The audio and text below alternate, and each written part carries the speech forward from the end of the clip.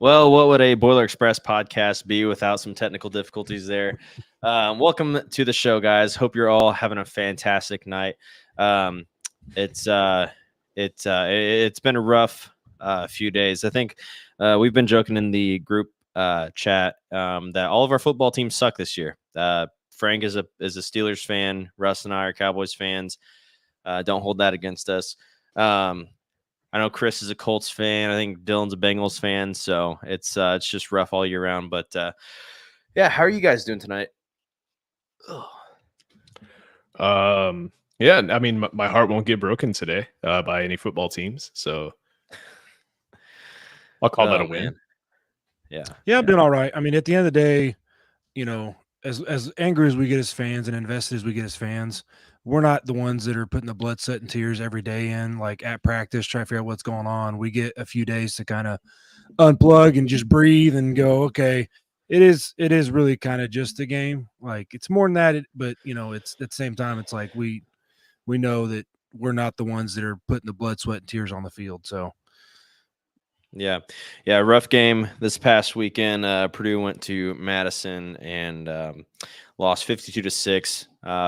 Not a lot of things to shine a light on. Kendrick Breedlove did have a good game with those 2 interceptions, but really, other than that, our special teams unit, think probably still pretty good, number 1 in the country. So we've got that to hang our hats on too. But yeah, it was just rough. And I got to wonder too, is like as a coaching staff, and I know that they, I think at least in the last week's presser, not this week's, I don't know if they talked about it or not, but they alluded to, the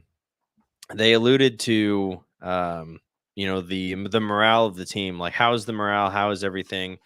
And I think the last week coach said, everything was good. Still, the guys were, ready to make a difference, make an impact. Thinking that, the season, still has a lot of life ahead of it. Obviously, they're only 3 or 4 weeks into the season, but, after last week and now 2 games on the season of 45 plus point losses, how do you keep morale up? What do you say to your guys that are putting in their blood, sweat, and tears every week, that are going to the gym, going to class, doing the right things, and you're just not seeing, like, what do you do as a coach to ignite some kind of a spark in your team, or how do you maintain that spark if you're able to? Do you guys have any thoughts on that? Yeah, I mean, this is kind of where I was getting at too a while back when I wasn't unable to be with you guys, and you were talking about, well, do we start a different quarterback? Do we make certain changes? What do we do? And it's like, maybe at the NFL level, that's a conversation you have much quicker. We saw Aiden O'Connell get put into the Raiders game, right? Because that's a business. That's like you get paid to do this. If it's not working out, we're moving to the next dude. But like, these are still kind of student athletes. They only have a certain amount of eligibility left. So you don't necessarily want to say to the seniors who have put 3, 4, 5, 6, 7 years because of COVID of blood, sweat, and tears into the program, like, hey, we're going to go with the guy that we don't think was our best option at the beginning of the season, when we're just going to try to build to the future and do whatever. I think that kind of, would kill morale even further. And at the same time too, like, you have guys that transfer in as juniors and seniors each year. So if we, after, I know it's not been the start we wanted, if we get to 1-4, 1-5, 1-6, and then just go, hey, for the last half of the season, we're sitting all the older guys and starting younger dudes. Well, how do you go into the rooms, I guess, maybe it's texting, not family rooms, because you're not recruiting like out of high school, but how do you go into those conversations with those juniors and seniors transferring in next year when they say, hey, but if we lose 2 of the first 3 games, are you just going to bench me for a freshman? Like, that's kind of where my mind goes on some of that stuff. Yeah, it's a good point. And really, because I remember that conversation, and I remember saying that because even Walters kind of alluded to just not, they kind of, and Frank, I know that you kind of know the quote better than I do. Basically, he alluded to, like, we're not, I knew it. I knew Dylan forgot. I knew it. We were talking about that before we went live, Dylan. I was like, he absolutely forgot, because he was sending us pictures of a jersey that he just bought. But yeah, I said that anyway, because it seemed like the way, and I don't remember the exact quote, but Walters kind of alluded to the coaching staff kind of feeling like we're not in a good place right now. We're not a great team. And now he is, flat out saying that. So I think that's what kind of, I was like, well, if that's your mentality and if that's how you're feeling, do you just start building towards the future? But I agree with what you're saying there, Russ, that, that definitely affects any kind of, especially the transfers that maybe only come in for a year. It's like, oh, if things don't go great right off the bat, I'm going to just get benched. And, I came here for playing time. I came here to build my tape up to make it to the next level, hopefully. So yeah, I don't know. I don't know what you do to figure it out. And I know everybody's very opinionated on how you fix Purdue football. But I just, there's pro, I don't even know if you say pros, there's cons. I feel like on both sides, just depending on which con you're okay with. So, well, and I know the thing that I would want to see as a player is that changes are being made. Is that something is being done differently. And I mean, not drawing a comparison here, but Daryl Hazel, he was the king of just continue to do what you do. And just try to get better. And so that's what he would always say. Well, we need to go back. We need to see what we did well and, focus on doing that more and see what we did poorly and focus on improving that. But you never saw a change. But I think, even in the offense, I think we saw some change. We saw a lot more I formation. We saw a lot more 22 personnel. I thought a lot more 23 personnel. I mean, so there was changes happening, and we've seen him get creative.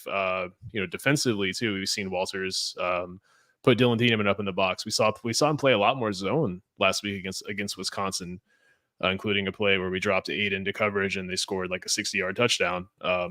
Regardless, but so that's what I would want to see as a player.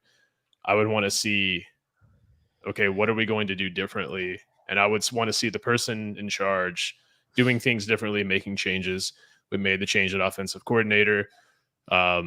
One could argue the offense definitely looks different. I don't know if better is the word, but definitely look different. But changes are being made, and that's the encouraging thing, or at least that would be the encouraging thing for me as a player. So, I mean, I think that would ignite some enthusiasm in me as a player. I'm not saying it is for the team, but I just know that's what I personally would want to see. But I outside of that, I don't know. I don't know what you say. What do you say pregame? What is he going to say, this Saturday before the Illinois game? Like, hey, we've beaten this team a lot in recent years. No one expects us to win this game. Maybe something like that. Like that would light a fire in me. Like, I would pull up Twitter and I would scroll through Twitter and I would say, hey, look, like people are saying like, we're going to lose this game by 40. We're going to lose this game by 50. You see what that guy, the Stat Tank, just said about you? Hey, I try to keep it as positive as, but I mean, that would be the way I would motivate. And that's what would motivate me. Nothing motivates me personally more than someone saying I can't do something. Yeah. So, but I hope that the coaching staff knows the players and their personnel well enough to know how to motivate them, and they're doing those things. But I think really in the first quarter against Wisconsin, I felt like they came out with a lot of motivation and a lot of passion, and they were playing really hard. And I felt like we had a chance in the first quarter, and things just kind of fell apart really, really quickly. But I'm just finding myself getting to the point where I'm struggling to find excuses. Like why are we just seeing not a team setback from the product on the field as a whole, but individual setback. By Dylan Thieneman's own admission, he hasn't had a great season. That's why I don't feel bad saying that, because he said that multiple times. We're just not seeing the level of production from individuals that we're used to seeing, and that part to me is just really puzzling. Yanni hasn't had a great season. Kydron Jenkins has had a decent season, but not as good as what we come to expect. No one's really stepped up in the receiving room. Devin Mockabee is probably having a subpar season so far, just compared to that baseline. Hudson Card seems like he's taken a step back. The offensive line is probably, gotten a little bit better from last season, but the depth is I don't understand how all these players who have experience, who have won games, and who have, 14 players on this roster played in the Big Ten championship game 2 seasons ago. And I'm just struggling to make sense of it. That's where I am now.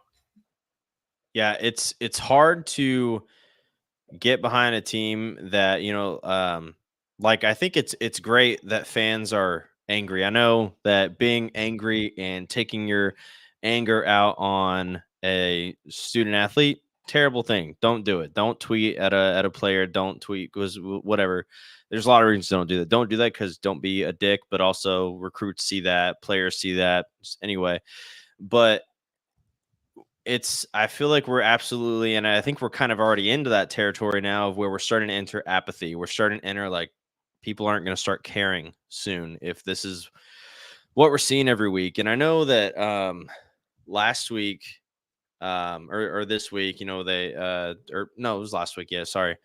They talked about, or Walters talked about, oh, I don't think it's a good time to get a new offensive coordinator. It's not good to try to learn a whole new scheme and playbook and everything. But I honestly, I don't see the hurt in looking for an offensive coordinator and hiring one in the middle of the season. I don't see the negative side of it because it's already bad. It's not like you can get worse on the offensive side of the ball. I mean, I'm sure 0 yards is worse than 10 or whatever it is that we're putting out there, but I don't feel like I don't feel like getting an offensive coordinator is a bad idea at this point in time. I think I think that would be a great step if he was like, on the and I know obviously he's coaching, he's doing this, he's doing that.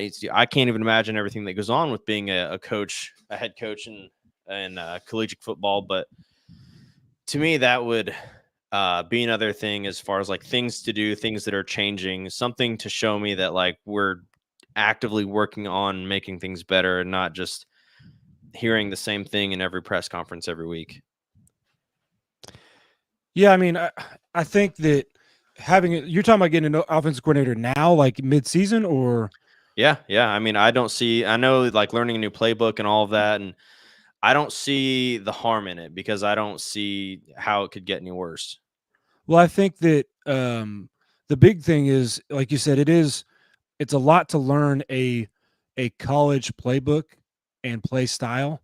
That's why it's like very rare to see. It's almost more likely to see rookies contribute in the NFL than it is freshmen to contribute in college, because like they talked the big talk going into this year. I mean, we see how it worked out, but the big talk going into this year was now it's year 2 of the system. Like we've had a couple of years to like learn all the terminology, all the play styles, what coach is wanting done in this situation, what he's wanting done in this, how you're supposed to read this, how you're supposed to do that, the receivers and quarterback working together, like it takes a couple of years to really get into a system and master it.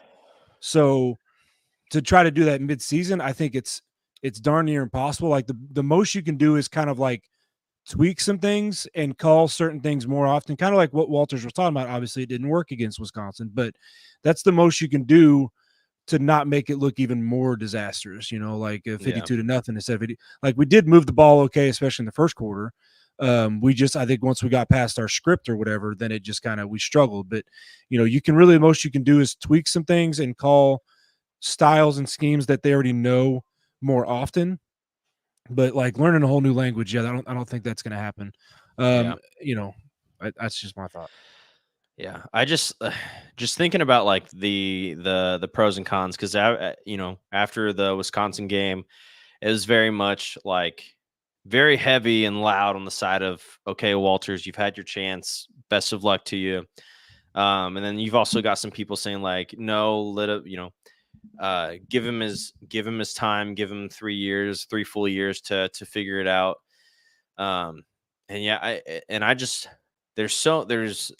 I keep trying to think of positives, but I really, either way, there's just cons that go with it. You allow Walters to stay here. Things potentially stay like this for another full calendar year, and you have to go through just what it does to the fan base.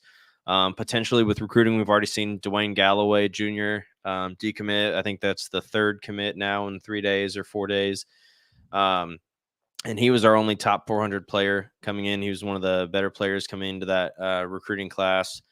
You've got to think about guys that are already on the team. What are they thinking? And if he stays, but then it's, if we get a new coach, does everybody leave anyway? So it's just like there's no right answer.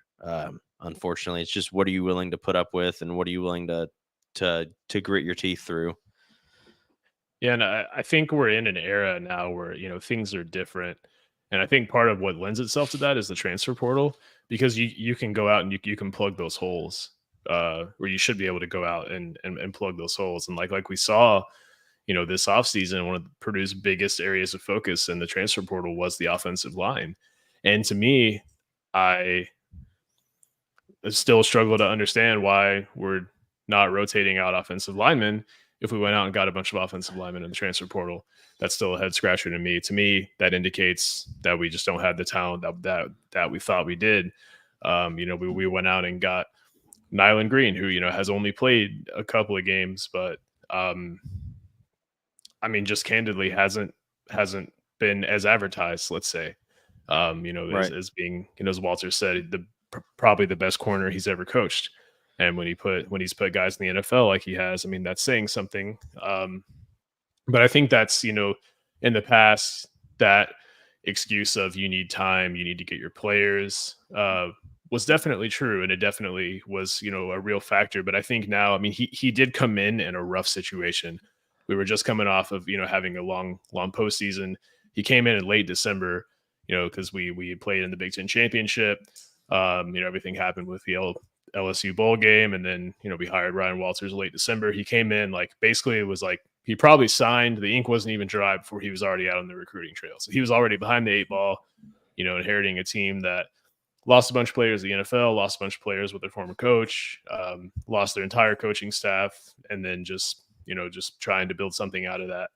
I get that. First year, 4-8, slightly below expectations. That's understandable. But to hear all this talk we heard about everything that happened in the transfer portal, that's the part to me that just is confusing. And is it a player evaluation issue? Is it a talent evaluation issue? Is it I don't know, but it's in the era of NIL, in the era of the transfer portal, that's what you're supposed to be able to do is build these teams up more quickly. And schedule aside, look at what's happening in Bloomington right now.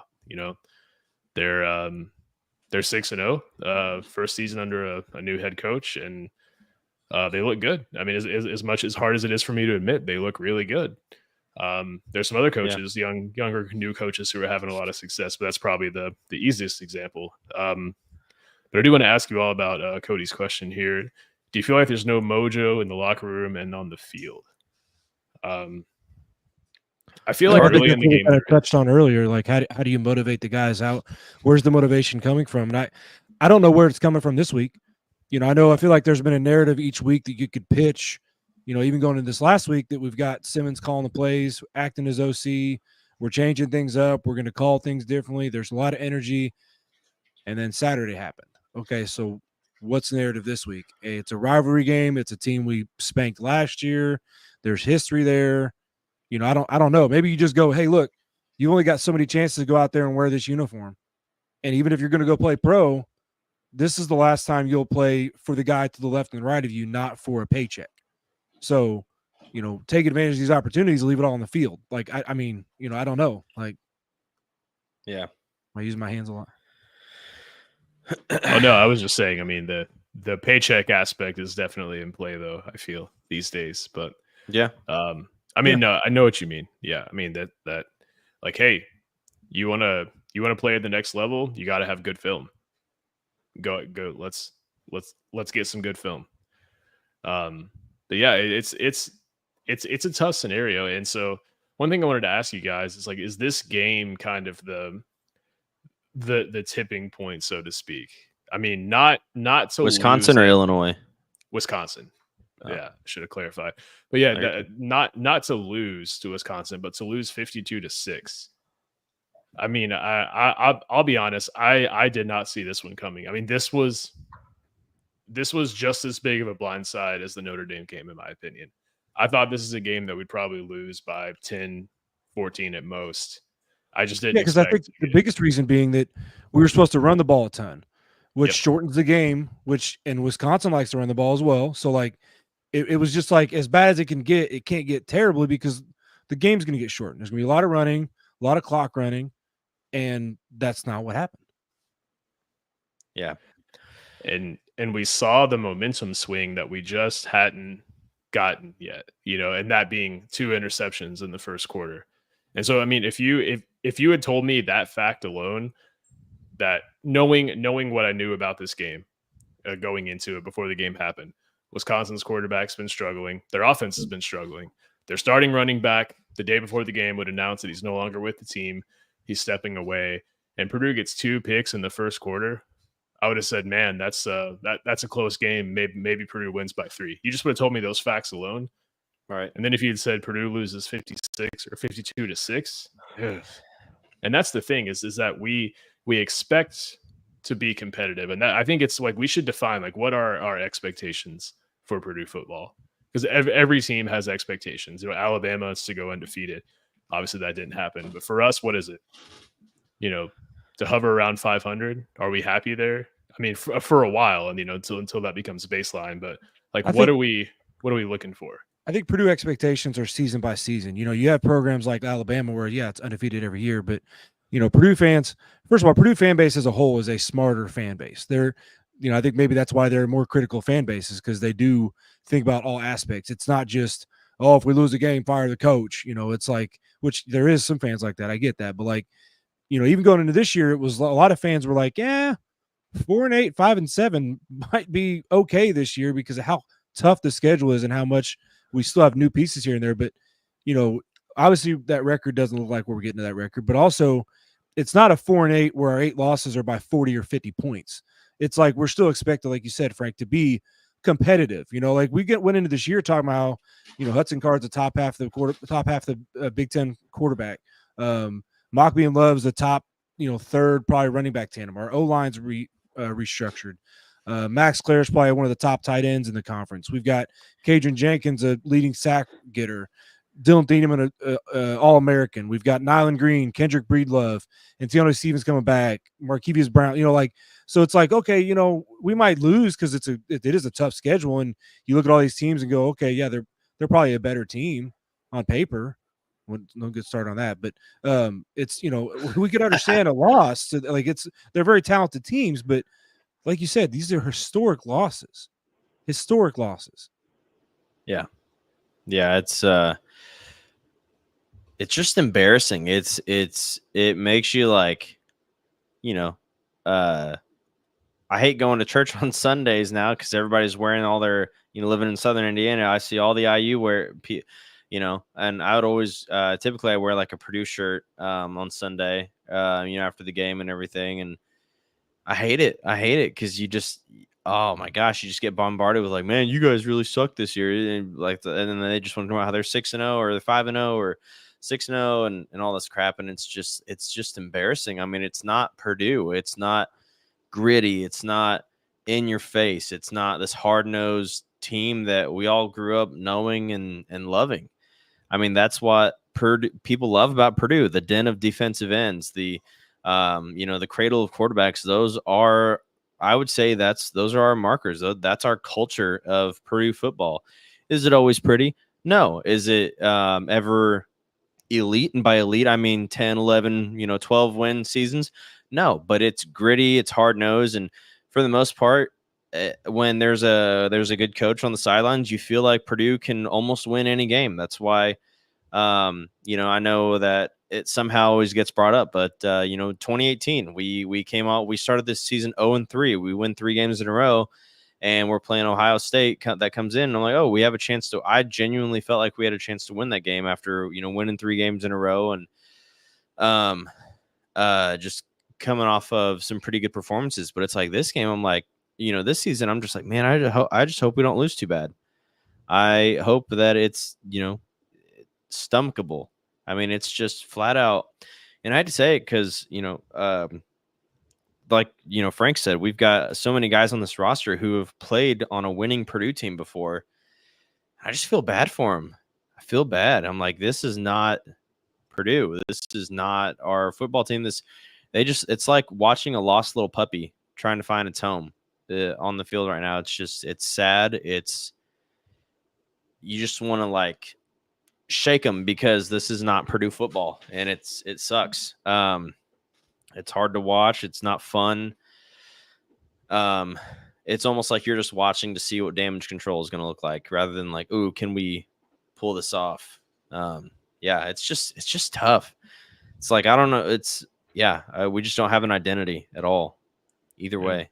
And all that being said, I will still, I agree with all of it. I'll still be glued to my TV every game because that's also what we do as Purdue fans. We just we're sucked in. You know what's funny? I saw a Facebook memory today from, I think it was 13 or 12 years ago. I remember there was so I grew up in a small town, and there was a family that family of pharmacists, and obviously pharmacists, they all went to Purdue and everything. So they had season tickets, and it was October. Yeah, it was October of 2013 when we played Nebraska. And I remember being so excited because at that point I hadn't been able to go to a game in like 3 or 4 years. So I was like so excited to go. I took a buddy of mine who was like thinking about going to Purdue and everything. And I remember they got it was, first of all, that was a Nebraska home game. Absolutely. There was so much red in that stadium.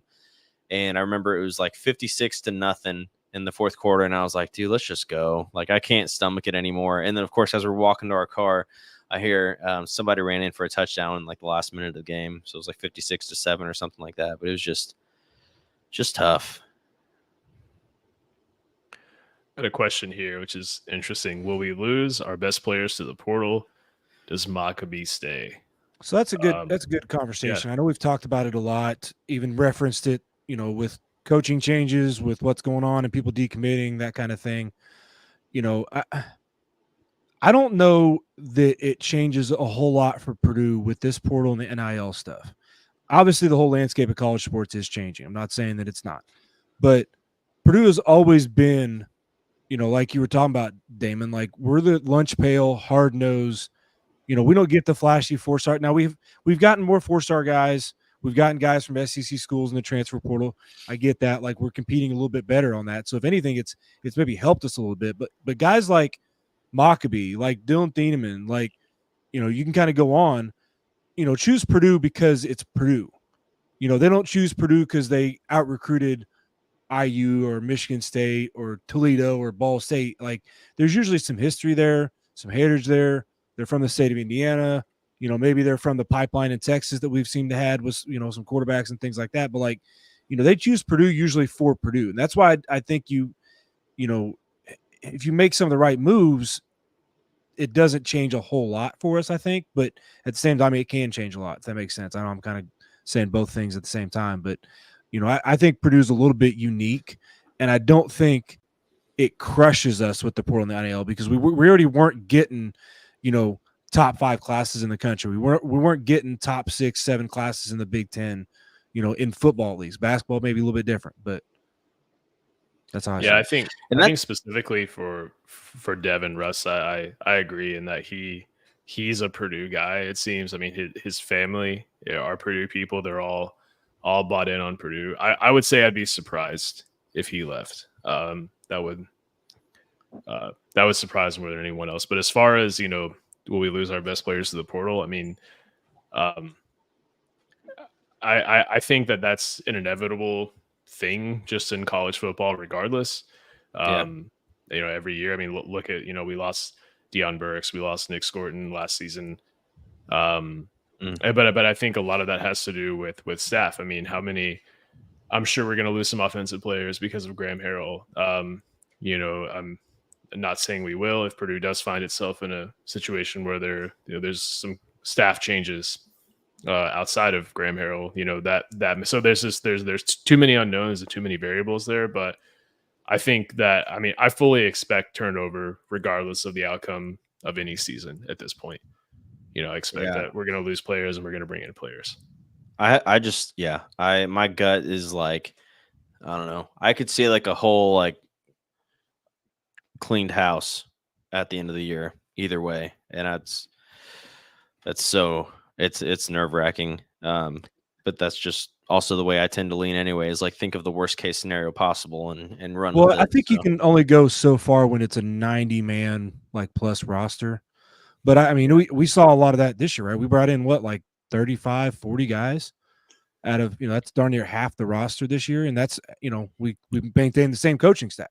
So yeah, that's kind of the nature of college football now. You turn over a lot more of the roster, but it's the interesting thing about the portal too, Frank. I think you mentioned something. Maybe it was basketball or football. I can't remember which one, but you mentioned in our group chat about the portal, transfer portal. There's a lot of guys that don't like, and I'm talking about like in the hundreds that don't find homes in the transfer portal. So if you're talking about like rebuilding the roster and getting guys out of the portal, like it's like there's a never-ending stream now between high school recruits and transfer portal as far as building your roster back up. Now it might not be the cream of the crop, but you're going to find dudes. Yeah, and they just actually, I think I saw an announcement like a little bit before we went live that the transfer portal window is now gone from 45 days to 30 days too. So there's even a smaller window of like being entered in and finding a home after that. So. And yeah, Russ, I think the statistic I heard, and it was basketball, was 25%. It's about 25% of players that entered the transfer portal as of about a month ago had not found a home. And I hope the right people are talking to these players and telling them that's part of the risk of going in the portal. And Painter's talked about it before, when the transfer portal first opened, right? Because it's not – everybody always asks about it, especially on the basketball side with us going to the Final Four with no transfers last year or one transfer, that, the transfer portal is going to leave Painter behind. Okay. Dude, we had guys transfer 5 years ago, right? In Harms and in Nojo, and Painter talks about how guys think that it's greener on the other side, and there are guys that find better homes and better situations, but it's rare. It is very rare. First of all, it's a 25% chance you're not even going to find a team, and then to find a team that actually is going to be a good fit and that you perform better than where you came from. Like it's just such a minute, small percentage. I hope these kids learn that because, not just from a selfish, I don't want the roster to completely turn over standpoint, and I want to see good products on the field as a fan, but these kids only get so many shots at this, right? Like they only get so many seasons. Nojo didn't play another, I almost said down of college basketball, but it's basketball. He didn't play another minute of college basketball after he left us, right? Right. So it's like these guys are just they want to jump and make that decision real fast and make a snap decision, and it's like, well, maybe sit down and think a minute because you might not even find a home at all.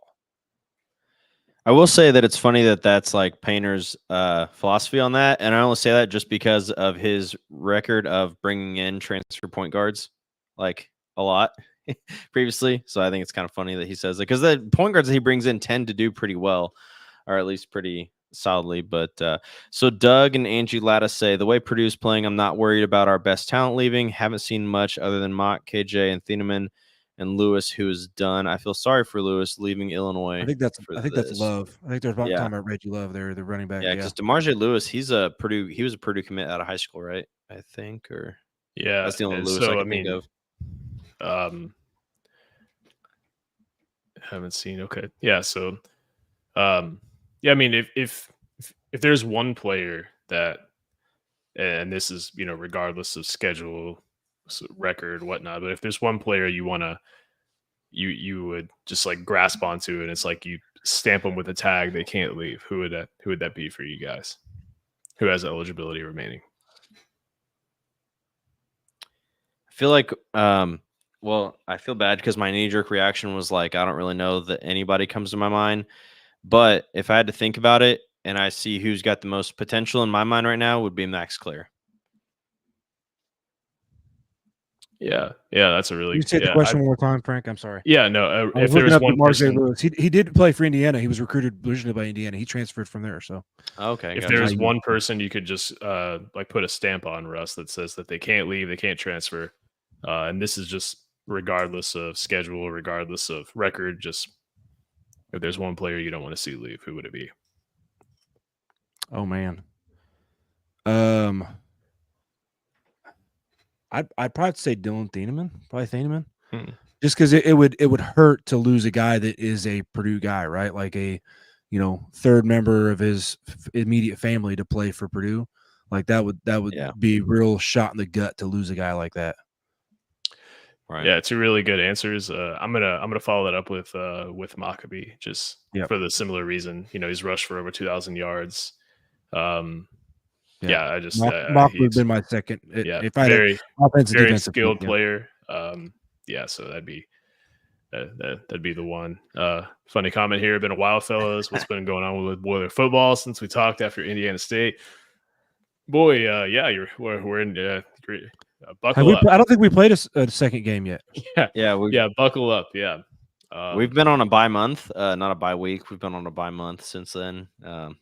Got some comments here. Davila and Max Clare. Yeah, I mean Davila's and that's somebody that I was surprised didn't put their name in the hat of like redshirting and entering the transfer portal after Harrell left, because I figured he was a big selling point for Davila to come to Purdue. So that's interesting. Well, that's a decision he can make at the end of the season too. Like I think it's different with these guys like the UNLV quarterback who's the starter. Like he has to make the decision. I'm sitting to redshirt. When you're not playing, like you don't have to. You can wait till the end of the year and look back and go, "Hey, I didn't play in 4 games. I'm going to use that as a redshirt year." So I think it's kind of smart for those guys to not cause the drama and put their name on the market as like, "Oh, this guy was quitting halfway through the season." So, question to you guys. One of the big problems, this one common theme throughout these losses, this chain of 4 losses that we've experienced now. A big thing to me that sticks out is our inability to tackle. We had a season high missed tackles against Wisconsin. That was a huge thing, a huge talking point after the Notre Dame game, but it hasn't been since. But the problem hasn't gotten any better.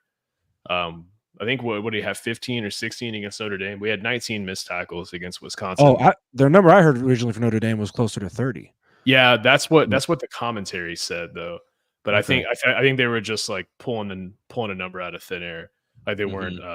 They were, and this is per PFF, so give it as much merit as you want based on that. But like, we're missing tackles, and like I understand that like that's there are 2 players involved in a tackle, the player being tackled and the player making the tackle, and so it's not like, but it's, to me, that is the most fundamental concept of defense, right? And so.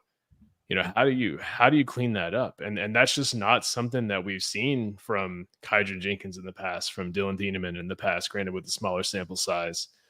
But like, how do you that to me, that's the most concerning thing, is that, it's silly things. And I can think back to the Oregon State game and thought like, man, like if Purdue had actually forced that fumble on that kickoff, and, a couple of bad calls have gone our way, like we probably would have won that game.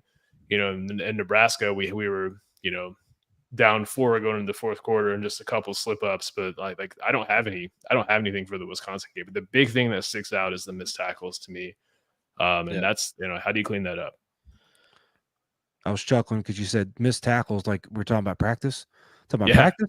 Yeah. Talking about missed tackles. Talking about missed tackles. Talking about practice. Yeah, I mean, it's we gotta stress it. It's I'll tell you what, maybe our offensive line can help out a little bit, because like we know how to 2-man tackle on the offensive line. Now apparently it's called something, what's called a chop block apparently, or something. You're not allowed to do it. I don't know, but has there been a lot of that going on? I haven't noticed, Russ. I feel like we've had a chop block or 2 in like the last 3 games. Wow. Really? Yeah. Yeah, I don't know, because at this point it's like we're talking about like rudimentary fundamental things, and I feel like it's pretty sad when you have to like hope and pray that your favorite college football team can make tackles on Saturday. It's like, what? I don't know, tackle. Like, I refuse to believe it's a talent gap or a physicality gap or a skill gap, because we've seen these guys do it in the past. And that's the confusing thing for me. That's why it just doesn't make sense in my mind. I can't make it make sense. Yeah, and that's one thing that Walter's talked about. We've switched up in practice where we've went and we've not just done more tackling, but instead of doing like scout team on offense or defense, we've done like 1s versus 1 tackling. And that still hasn't seemed to fix the issue. So I'm not sure. Yeah, I don't. What was the drill, Russ? Where the 2 players line up or helmet to helmet on their backs. Was that Oklahoma? Apart. Yeah, Oklahoma. Yeah. Oklahoma. Yeah, that's what needs to happen. That was so much fun. I miss doing that. Yeah, I remember. So I used to play. I played YMCA football. That was the extent of my football career, which is why I'm able to sit here with this microphone and talk so much about Purdue football with my vast knowledge and experience of playing football. But no, I remember. There was a kickoff, and I remember I caused a fumble and I recovered it. And like, we were like all 7-8-year-old kids that didn't know what we were doing, just picking at the grass and whatnot, trying to play football. And I remember I got the fumble, and I cringe now thinking about this. I picked up the fumble and I like tried to stick my arm out of the pile with the football in hand. And I like, in my mind, I was like, oh, this is like so cool. This is like a movie moment right here. Like sticking my arm out of the pile, being like, yeah, I did it. Gosh, just funny little side note there. But yeah, if I have so many, NFL quality highlights from like my younger football days. How long did you play football up to, Frank? No, just to like the age of 13. But like Okay. I'm talking about on the playground. I drew up some really nice plays and some awesome misdirection and whatnot. But good question here. Something we've talked about a bit, tonight and in previous episodes. But what does you see as the future for the linemen? Are there any young guys? Assuming we're talking about O-line. I think we're still be working transfers in each year. I mean, we've only gotten the 2 deep. We've got Joey Tonona, backup left guard, as a sophomore. Jaden Ball, backup right guard, is a freshman.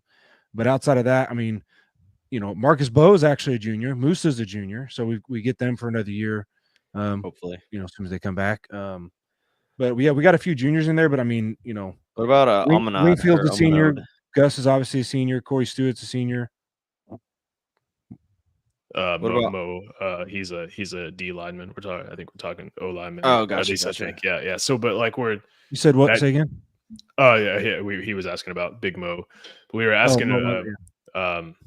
It's one of the big things. The big concerning things for me is the fact that in 3 of our games we haven't subbed any O linemen out at all. So the answer to answer that question is I really don't know. I think the coaching staff feels there's a pretty significant drop off between the starters and the second string. Otherwise, they'd be rotating them in a little bit more. Yeah, you'd mentioned that earlier. I think that the O line is something that you try to keep fairly uniform. You try to there's I've never seen a lot a of the comment great about teams that you see, especially when you get into like a conference championship game. I feel like you'll see. There's the Michigan Wolverine offensive line. It's been the same 5 guys made every start all season, whatever. So, but we've played other guys in certain games. I don't know. I mean, I have to look that up. But I know there's some games where we've played 7 or 8 different guys, like 20 or more snaps a piece. Yeah, I mean, and maybe make a good point in that you don't. But I know at one point we had Vinny Sutherland here, commenting on the fact that Gus Hardwick shouldn't have to play 53 snaps in the game, and but I mean who knows? You raise a very good point. But yeah, we haven't seen enough from the backups to know how much skill there is there, and luckily we haven't. To go back to that, I don't know that the 53 snaps might have been like a astonishing number because it was a low number of snaps because of how little we had the ball against Notre Dame. Mm-hmm. I don't know if it was like I can't believe he played a whole 53 snaps. Yeah. So there's a really interesting comment here. Can we just say it's as simple as we don't have playmakers? No one on defense making plays. KJ and Dylan Thieneman seem shells in themselves. No one on offense is a pulse besides the running backs. Can't run down 28 points. And I've wrestled with this thought a lot. No one in the receiving core, and I'm just going to be brash here. No one in the receiving core, in my opinion, has proven themselves to be a playmaker. Really, Leland Smith's been. I mean, he's made some pretty impressive catches, and Morissette. I mean, he started 3 straight games with a touchdown. But yeah. But I mean, in the past, we've had those 1 or 2 guys where their 50-50 balls are more like 60-40, and I don't see a guy like that on this team right now. I know there's been a lot of talk about Jamal Edgerrin, but he's had a case of the drops. I mean, it's just to put it bluntly. I mean, I don't think we're running the best offensive scheme either. I mean, we looked better against Wisconsin, but outside of that though, I do believe that we have playmakers. I just don't think they're playing to their potential, and that is the most head scratching thing to me. I mean, like we talked about, Dylan Thieneman, Kydron Jenkins being shells of themselves. Yeah. I mean, that's completely true. Well, and even before we went live, Frank, you and I were talking about how the Hazel team that Brom inherited had some NFL guys on that team. Juwan Bentley, other dudes in there, and we didn't see that before because they weren't being played to their strengths. They weren't being set up for success. So it's like, what diamonds in the rough are out there that they're just not being put in positions to succeed. Or, I mean, hell, you don't know when guys are just flat out missing tackles, it's like, how much can you coach that? How much can you say, like, the coach can't go out there and, grab one arm, put it around the player for him, grab the other and put it around the player for him, and then push the player, he can't push him down to make the guy tackle him. But it's like, yeah, I don't know, man. I don't know. It just seems so weird. It's like this, like the team's under like a spell or something. It's just odd. Yeah, Well, comment I here. think too, as far as playmakers go, it's hard to show playmaking abilities when you're going 3 and out so often.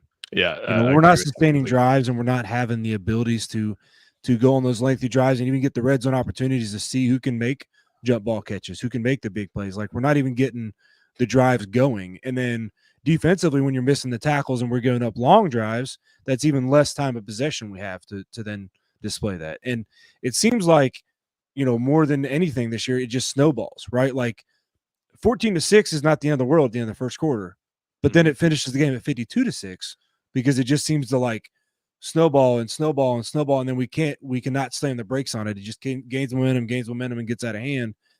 And I don't know what the answer is to that, but it feels like, even going to Illinois into Illinois Saturday, we could compete if we stay on top of the game and we don't let it get out of hand. I think as soon as it starts to snowball, it might be out the window again. Like, we'll see what happens. But I think as long as we stay in the game, it could be a different ball game. What do we? And I'm asking you guys because I haven't really paid attention a whole like for every game. But what do we typically do if we win the coin toss? Do we usually defer to the second half? Mm-hmm. I think we need to stop that. We just need to get the offense out there and get it going. Don't put the pressure on the defense already from the beginning, because then, if the offense goes out there and we're already down 7-0 and they're already kind of shaking in their boots and just struggling with their confidence, maybe switch that up. If we win the coin toss, get the ball first, get the offense out there going. Don't, because I'm sure that when we hear like, all right, we're going to defer to the second half, defense is like, oh God, okay, all right, here we go, guys. Get the offense out there, try to get some momentum going. I don't know. I mean, I feel like it's just throwing darts at a board with a blindfold on at this point, trying to figure out what it is. And yeah. I got a comment here. Wide receivers can't separate from defensive backs. No one has strong hand. I mean, yeah, I definitely agree with both those points. It's been a problem. It's been a problem all season, really, except for, obviously the Indiana State game.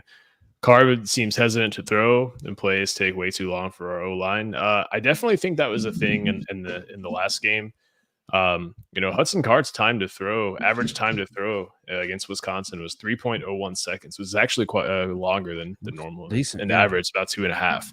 So if there's one positive thing, I think the pass blocking was pretty good in this last game overall, all things considered.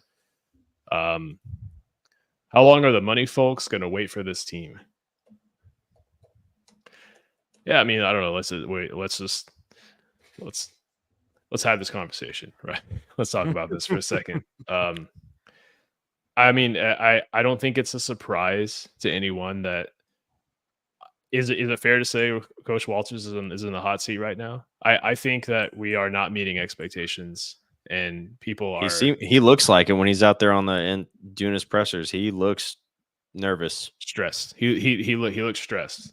He definitely looks there. But I mean, is it a scenario where let's say purely hypothetically, Purdue doesn't win another game this season. Purdue finishes 1-11. Russ, you're Mike Babinski. What would you do? Russ Babinski. I don't want to go there yet. That's fine. The last thing as a fan is like, this is a 4-game losing streak. You're talking about an 11-game losing streak. Like, let's not. Let's. I'm still in the mindset of like, let's take it 1 week at a time.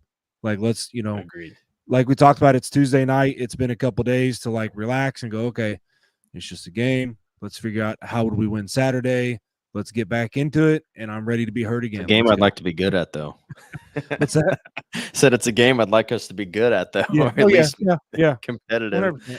And like looking at the schedule, Illinois, do we want to call that a winnable game? I think Illinois is a winnable game if we play up to our potential. Northwestern, I would say the same. Michigan State, I would say the same.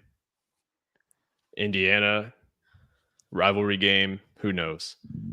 Is Frank predicting the Boilers to finish 6-6 this year? No. I'm just saying, like, it's not to the point where saying we don't win another game is completely. I mean, is it likely we don't win another game? Maybe, but there are still some games left on our schedule that we could potentially snag. That we could snatch away. Yeah. I just want to know the last time that we were 19. I mean, even just like 10 point underdogs to Illinois. Like, is that I'll have to figure that out. It's probably been a while. It's just wild. Great comment here about David Bell, his ability to catch in traffic. Agree. And I think he was one of those 50-50 became 60-40 guys, or maybe 70-30 in his case. I mean, it didn't matter how good the coverage was. He was gonna come away with that ball. Yeah. And that's what and not to cut you off the frame, but that's one of the things that I loved about Jeff Brom's offense was like there were guys that, David Bell was like your Mr. Consistent. He's going to go in there. He's going to play a good game every game. But like you also had your guys like Rondell Moore. You had your Milton Wrights that could be pretty flashy, could go up there and get the ball. And so if you've got and be pretty dang good most weeks. And so if you've got that guy who the defense is mostly worried about, you can get these other guys in spots to succeed. That's why I feel like a lot of our tight ends have had really good success over the last, 8-9 years.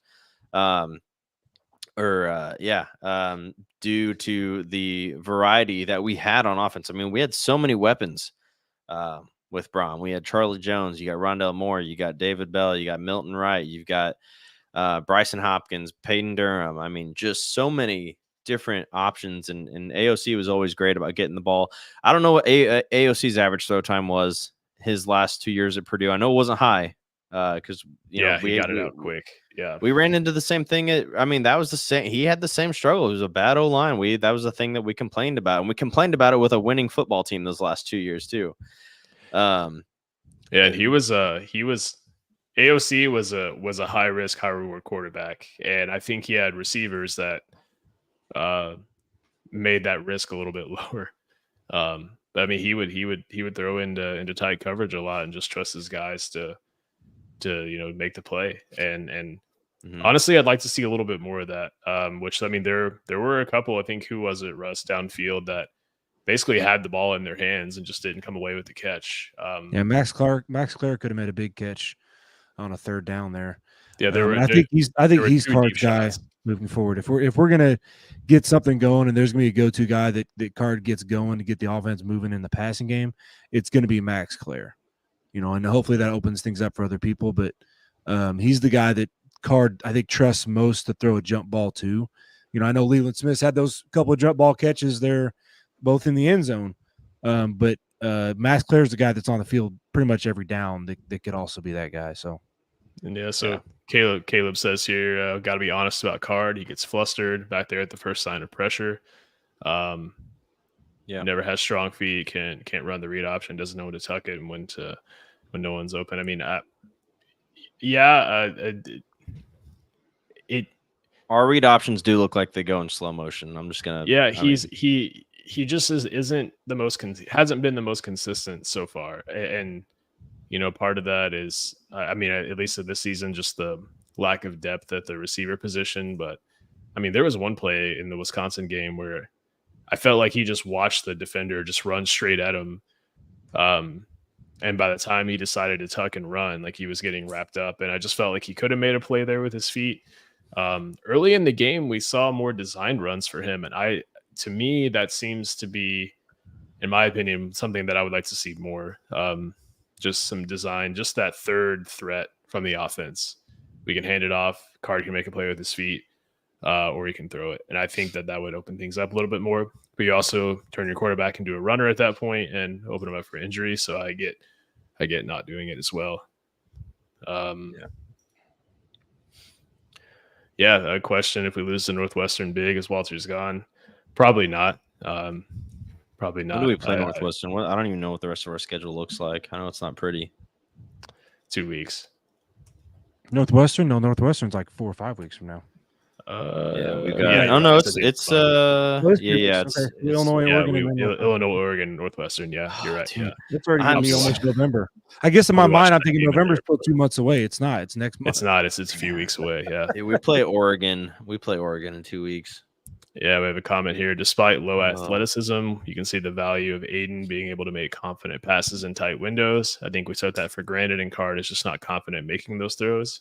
Well, and I remember being the guy that was very anti Aiden O'Connell becoming the starter when he did, because he was very high risk, high reward, and most of the time it ended up being a risk. Like when he was first out there as starting quarterback, he threw a lot of interceptions. I mean, at least 1 or 2 every game. It felt like. I don't know that for sure, but it definitely felt that way coming out. And then I remember that first year that he was like announced as the starter from the very beginning. We saw him take over and just have a great season. But I remember being that guy that was like, I don't think Aiden O'Connell's the guy. I think we could do this, we could do that, whatever. So, I mean, hell, I don't know anything. So I don't really know why I said that either. So it's to shift gear, just to completely throw it in a different gear. We're less than 3 weeks from actually being able to watch a Purdue basketball game. Yes. Yeah. So to our listeners, to all of our Finnish listeners who love us so much, be watching out for some more basketball coverage coming in the near future. But So let's close on that. Let's close on. yeah, let's close on that. Let's take a few minutes. What do you guys? talk. Here's a question. Let's talk about this. What do you guys think the starting 5 looks like this season? Yeah. Who you guys got? God. Here's who I got. I I look at the have roster real quick. I have Braden Smith, point guard. That's I'm gonna go questionable. I'm ahead. just kidding. I'm gonna go ahead and cement that one in there. At shooting guard, I have Fletcher Lawyer. Gonna go ahead and submit that one in there. Really good player. Supposedly he's bulked up quite a bit in the offseason too. At the 3, I'm gonna go ahead and cement in Cam Heide there. I think Cam Heide's a starter. I think he is a better, more athletic, better scoring Ethan Morton with the same build and just yeah. 4/5 Trey Kaufman-Wren for sure. He's definitely cemented in there. And then the last spot, Russ, kind of a wild card. We've heard a lot about Shakari Harris possibly getting starting job. Miles Colvin's definitely in contention. Will Berg's definitely in contention. Caleb First, definitely in contention. Jacobson, I mean, who knows? We've heard a lot of good things about Raleigh Burgess. Stop stalling, Frank. Pick one. Yeah, I am going to say Caleb First because while he didn't have the greatest season last season, he also had limited minutes, but he's a guy who's played in some big moments. He's a guy who's come out and taken over games in the past. The game against Davidson at the Gamebridge Fieldhouse comes to mind, where like we couldn't get any offense going, and he came in the game and just like put the game on his back. He's hit game-winning shots before. Hit a game-winning shot against North Carolina in the Cheez-It game. Hit a game-winning shot at Michigan State, one of the hardest places to play. So I just don't understand how you can have a guy like that on your roster and not start him. TKR said he's been playing a lot of 4 and a lot of 5, and both those guys can shoot. So that would be my pick. So to recap: Braden Smith, Fletcher Lawyer, Cam Heide, TKR, Caleb First. What do you think? Yeah. I mean, I don't have a whole lot to add. The only thing that I'm just not 100% sold on is the 5 spot. I just don't know who's going to fill that. I feel like everything else that you said is pretty solid and set in stone.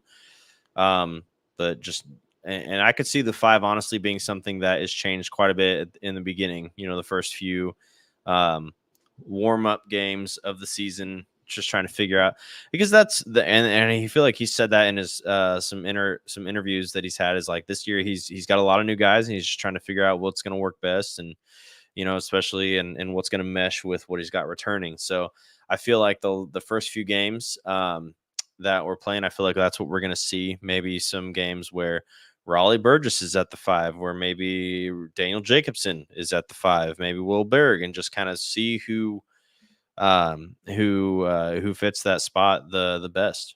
So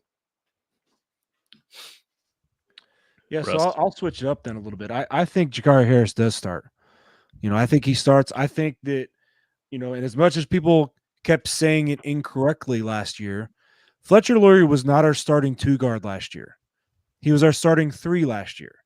Lance Jones was the starting 2. I think that Painter liked that setup. I think he likes having a guy that's another guard that could maybe help handle the ball, that could maybe help take on some defensive responsibility, and now allow Fletcher to be that guy that can go off for 25 or 30 points in a given game like he did in some big games last year. So I think we've got Braden, Jakari, and Fletch fairly locked in my mind. TKR is locked in my mind. I think the question comes with, how much are we going to play small ball? Because that was tossed around a lot at the media days, the Big Ten media days with Purdue, was this idea of we might be playing smaller basketball this year. We might be playing smaller basketball, which is funny because we have 2 7-footers on the team this year. But I think you see either Cam Heide at the 4, TKR at the 5, or TKR at the 4 and Caleb First at the 5 to start the year. I think that's one of the 2 setups you think. I lean personally that he would go Heide and TKR to start the season to try to see how that works out, how that athletic lineup works out. Well, in the recent interview with Trey Kaufman, he said he's been rotating between 4 and 5 all throughout the summer. And it was interesting. He said like he's been basically switching by possession, even like oh, you're the 4, you're the 5, like switching like that quickly in practice. But then he was asked, what would you rather play? And to him, his response was the 5. I mean, he's a bully in the post, man. And it's crazy because people gonna learn about TKR. People are gonna learn, and when you look at every scenario where he's had to be the guy, he's been the guy. I mean, really, the one game where Edey was hurt, he was the guy. I think it was something like that. It was the one game he went off for like 34 points or something. Yeah, he was something crazy like that. Basically, the second half against Utah State in the tournament last year, he went off. I mean, and then the stretch when the Illinois fan base got their wish, Zach Edey got in foul trouble against Illinois at home. I mean, what did TKR? He scored like 9 in a row. I mean, here's when he's had to be the guy, he's been the guy. Here's a thought, Frank, and Damon. I think that I hate to say, just because Frank was talking, that was the only reason I even said Frank. I know. But here's a thought. I don't want to mention them, but that team down south, they did a thing recently with a guy who also had a 3-letter abbreviation for his name, where what they did was they ran the offense through him, but they started another guy as like the defensive 5. I think we could see that this year a little bit with Purdue. I think we could see that, mess around with that, because there are other 7-footers. Omar Ballo is now in the Big Ten. There are other big guys in the Big Ten. So I could see him using TKR as like the offensive threat, but then putting a Jacobson or a Will Berg in there almost purely as a defensive threat, and to keep TKR out of foul trouble. But because TKR is a bit undersized, so you get a big bully guy. It's not necessarily that I don't think he could hold his own underneath, but it's, as you saw with Edey, who's 7'4", it's easy to get into foul trouble sometimes. Now, he did a good job, especially his junior, senior year, of not getting into foul trouble. But when you're that much smaller, TKR is 6 inches shorter than Edey. 6'10" is not small by any means. A lot of people are. We're not. I mean, we're playing against 7-footers in the Big Ten still, so I could see that possible setup too. I think it really will be a year where we mess with the lineup a lot, and it might depend on who we play as to what the starting lineup is, because we have to match up from the go with the other team's starting 5, obviously. So I think that's an aspect that could be talked about more and seen more, is having TKR as the offensive threat in the post, but hiding him defensively a little bit by putting Berg or Jacobson in there as the defensive 5 for us. Or even red shirts. I think Jack Benter is going to be one of those red shirts. And I would say Jack Benter. I'm trying to think of who else is. I got to look at the roster. There's so many new names on here. Let's see. I think CJ Cox is going to be in the rotation this year. I do. I think from what I've heard, just like what I've seen on Twitter, people talking about him when they've gone to like the first open, like the open to the like public practice, or open to journalists and reporter practice or whatever. A lot of people had good things to say about CJ Cox. So I think he's going to play or be in the rotation at least a little bit. I could see, so Jack Benter, and then potentially, I think Jack is really the only one that I'm like for 100% set on. Yeah, I think you see. I really do think you see for sure a couple guys redshirt. I know I feel like we haven't seen that recently, especially two guys that we expect to be contributors. But here's the problem with guys like C.J. Cox, Jakari Harris, Jacobson, Jack Benter, whatever that we think deserve to play minutes. We got Miles Colvin, Cam Heide as well, right? Waddell's still on the roster, just FYI, right? But like, I think Braden Smith plays 30, 35 minutes. Fletcher Lawyer plays 30, 35 minutes. And TKR plays 30, 35 minutes. So that doesn't leave a ton of minutes to rotate around. And is a guy going to just say, hey, I'll play 3 minutes a game, or am I going to redshirt? And Painter even talked about last year him having to say, look, I can't play 4 or 5 guys 5 minutes apiece. Like, I've got to play 2 or 3 guys 8 to 12 minutes. Like, I got to let them get going. I can't just play all these guys these short minutes. And that's why I'm going to go back to a previous comment here. I think there's a reality in which Jacobson redshirts for that exact reason.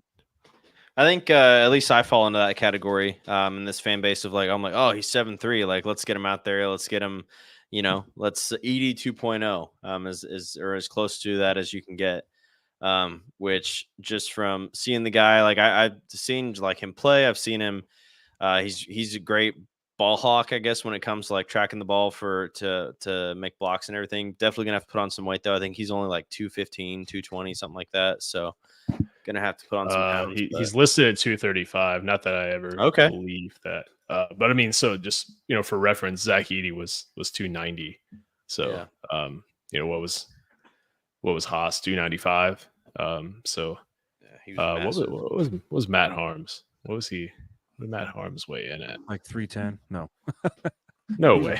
He was Harms. I'm sorry. I was thinking Haas. Yeah. Harms was like Matt Harms is listed at 250 on ESPN. So but I think that's the front court's still there's kind of a traffic jam there. And I think like I would take a lesser who has a year of practice still, Will Berg over Jacobs. I just from an experience standpoint. That's where that's how I mean I trust Painter to make the best decision, obviously. But it wouldn't shock me to see Daniel Jacobson redshirt. It really wouldn't. And I think that the arguments there, and that like, hey, wait for some of these guys to graduate, wait for Caleb Furst to graduate, wait for TKR to be a senior. That's on some problem. Weight. That's a good point. That's the problem with redshirting is we have one senior this year. And Caleb Furst didn't play a whole lot last year either, too. So it's kind of cool to see another cycle where the last 2 years the roster essentially stayed the same, right? Like the last 2 years, the only change really was from David Jenkins to Lance Jones, right? So this year to next year, the only really glaring change right now is Caleb Furst gone, and then whatever freshman we got coming in 2025. There's a question: can Waddell redshirt? I think technically yes, but I think the last time we redshirted someone their junior year, it didn't work out too well. You guys remember the whole Basil Smotherman experiment where he redshirted his junior year? That was that was interesting. So could definitely happen. He's a good player. We just haven't seen a ton of him, and I mean when you've got the players that we do, it makes sense. I mean, he's played behind Jaden Ivey, behind Braden Smith, behind Fletcher. I mean, so it's just hard to get minutes when you're playing behind those guys. So I have a question for you guys, and this might be just because we spent an hour talking about football, so I still have a little bit of a negative taste in my mouth. But how long do you guys, or do you think he'll ever be able to escape Fletcher Lawyer that he had a big old goose egg in the national championship? 0 points. Do you think he'll ever be able to escape that, or do you think that's something that's going to be brought up a lot this year? No, I don't think so. I mean, he was instrumental in a lot. He had several close to 30-point games last season, as well. And I think, that I mean, what do we shoot 7 threes in that game? And Painter talked about that in the media day, and that was their game plan, was just to shut down the perimeter, which we've seen teams try to do that lots before in recent years, and sometimes it works and sometimes it didn't. And Edie had a night. What did he have? He had 30 plus points. 35. Yeah, and then so they just shut down everyone else. But no, I honestly don't even think about that when I think about Fletcher. So I don't think that'll be a stain. That was somewhat of an ongoing narrative last year, right? Like Painter had to keep talking about that in coaches shows about, where's Fletcher gone? Where's Fletcher gone? And he's like, look, the dude dropped 27 against what was it, Bama and Arizona, both. Yep. Mm-hmm. So like that's in the scouting report. Like the Tennessee, teams respect him, and so sometimes they just take him out of the game plan. And if they're going to do that and leave the 2-time National Player of the Year as an open door, well, we're going to feed the 2-time National Player of the Year. We're not going to force shots up with Fletcher Loyer. And I think Fletcher Loyer is okay with that. Like he's obviously proven that he's up to the moment when he's got to score late. I mean, he's had some game-winning shots too. Yeah. So I don't think you might hear it talked about, but I don't think it's anything that bothers the locker room or bothers Fletch at all. No, I mean, and that's a shooter, man. I mean, if someone, I think he finished the season at 43%. Like shooting doesn't work that really way. Good. That doesn't mean you're going to go 2 for 5 every game. It's just, you're going to have some 0 fors. You're going to have, you're going to go 0 for 3, 0 for 4, and then you're going to have a game where you go 5 for 7. I mean, that's just the nature of basketball and how it works. Yeah, people were a little harsh on him last season, I felt like. I had a comment here. I don't think Loyer and TKR will consistently be 30 to 35-minute players. I think Loyer will top out around 30. Same for TKR. I think Braden will be the guy who consistently does 30 plus. I mean, yeah, we've already seen that from him in the past. I don't know if hopefully we're not in a situation where we're needing 30 or 35 for multiple guys, but TBD on that front. Yeah. Well, and then we got a question here from Cody, and we'll wrap up because we're getting we're well past our hour mark and everything. So, Cody's question is again about the mojo. Wants to know if it's basketball related this time. If we can keep up the mojo from last year, win the conference, and make it deep in the tournament. So, almost asking for a season prediction. And I don't know that I'm always the guy that's like, I need to see the team play before I make that decision. And basketball is so difficult because at least in football, it seems like you kind of can get a good read on your team after the first few games and you kind of know what you're in for. Whereas like with most of the part anyway. But I feel like with basketball, it's a sport where your team can progressively get better. Like, I'm trying to think. Ohio State last year had a great beginning to the season and then fell off, halfway. Once they got into Big Ten play, like in January, they kind of fell off and then they fired their coach and beat Purdue. Yeah. Right. Yeah. It's the old assistant coach, head coach mojo. So, thing. But so yeah, I don't know. I'm always the guy that's like, I want to see the team play before I make any decisions like that, just because the team dynamic is going to be so different this year because our 2-time reigning national player of the year is gone. So that workload is going to be put on a lot of different shoulders this year. So yeah, I think that the landscape of college basketball is different because of the transfer portal, because of NIL. Feels like, I don't have any data to support this, I could look into it. Feels like there's a lot more upsets. There have been a lot more upsets in recent years, and it feels like you're having a lot more Cinderella teams, let's say, make deep runs like we saw with NC State last year, like we saw 2 seasons ago. We had 2 Cinderellas make the final. So it's I guess the point I'm trying to make is that it's not as easy of a question to answer as it would have been in years past. But I think the one thing Purdue has going for them is the fact that they do have 3 players returning who started on a team that made the national championship game.